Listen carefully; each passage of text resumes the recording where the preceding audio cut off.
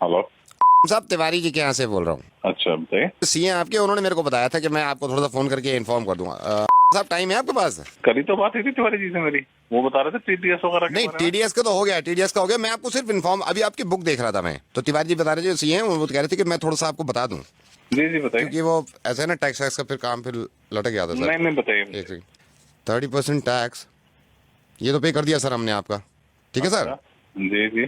10% TDS भी आपका, तिवारी जी ने कहा था टीडीएस। हाँ तो ये तो पता ही है, मेरे को बता दिया था उन्होंने। इसके दो ना फायदे बता रहा था इसको मैं आपके। तो सर 30% जो टैक्स कटा है आपका, क्योंकि सर आपका स्लैब जो है वो 12 लाख से ऊपर है, तो 30% टैक्स कटने का फायदा ये है सर, कम से कम कल को इनकम टैक्स का डंडा तो नहीं होगा।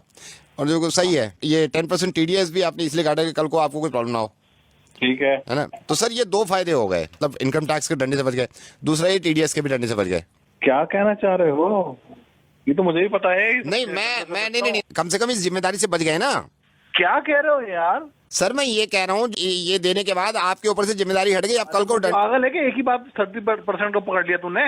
मेरे को पता नहीं है ये बात। ये तो पता है सर आपको। तो 30% टैक्स दे दिया तो इनकम टैक्स का डंडा आप पे नहीं पड़ेगा, आपकी जिम्मेदारी खत्म, आप बुरा मत मानिए सर। लेकिन इनका डंडा पड़ गया, ये क्या होगा फिर? यार रोजे रमजान में गालियां दिलवाएगा, क्या रह गया? सर ये क्या? सर 2.5% ज़कात है? 2.5% ज़कात। साहब मैं माजरत चाहूँगा कि रोज़े में मैं आपको ज़्यादा बुलवा रहा हूँ, लेकिन ये 30% टैक्स दे दिया आपने, जो कि बहुत अच्छी बात है, क्योंकि एक उसूल है हिंदुस्तान का कि आप अगर 12 लाख से ज़्यादा कमाते हैं तो 30% टैक्स देंगे, और देने के बाद मुतमईन हो जाते हैं इस बात से कि अब कोई जिम्मेदारी आपकी नहीं है, ना ही किसी चीज़ की पेनल्टी पड़ेगी। टीडीएस दे देते हैं आप 10%, साहब 2.5%, वो भी आपकी इनकम पे नहीं, आपकी सेविंग पे, सिर्फ 2.5% ज़कात, जो कि आप नहीं देते हैं। आप बिल्कुल ये मत समझिएगा कि मैं इस चीज़ के लिए शर्मिंदा करना चाह रहा हूँ आपको, मैं नाम तक नहीं बता रहा हूँ भाई। मैं सिर्फ ये कहना चाह रहा हूँ कि अगर आप इनकम टैक्स नहीं देंगे तो उससे ज़ाती तौर पर किसी एक इंसान को परेशानी नहीं होगी, वो हमारी मुल्क की तरक्की के आड़े आता है।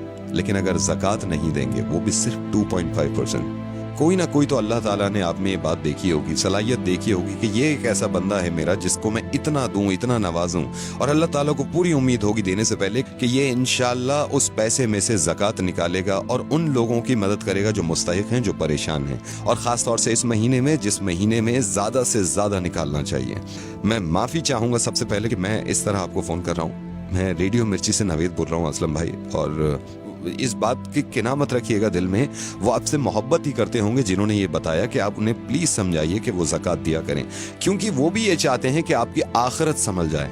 फोन मत काटिएगा, मैं छोटी सी बात आपकी इस बच्चे की कराना चाहता हूँ। मैंने फोन पे इनको होल्ड पे रखा हुआ और ये बहुत देर से इंतजार कर रहा है। मैं रेहान, जरा फिर से बताना, तुम्हारी अम्मी ने आज रोजा रखा है? नहीं रखा। रेहान क्यों नहीं रखा रोजा उन्होंने? क्योंकि मेरी अम्मी बीमार है। तो तुम्हारे अब्बू क्यों नहीं इलाज कराते तुम्हारी अम्मी का, ताकि वो रोजे रख सकें? मेरे अब्बू के पास पैसे नहीं है। ये जो बच्चा है, इनकी वालदा को कैंसर है। इनकी वालदा रोजे यूं नहीं रख सकती क्योंकि ये बीमार हैं। बीमार इसलिए हैं क्योंकि ये इलाज नहीं करा सकती।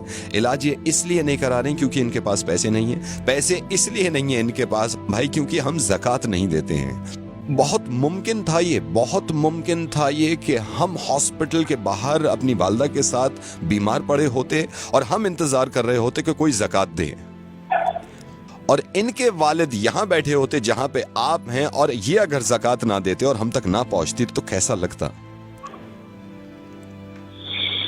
आपके माशाल्लाह 2 मासूम बहुत प्यारे बच्चे हैं, और मैं ये दुआ करूंगा कि इंशाल्लाह बहुत लंबी उम्र हो उनकी और बहुत तरक्की करें वो। टैक्स नहीं देते हम तो कितना घबरा जाते हैं कि नोटिस आ जाएगा इनकम टैक्स की तरफ से।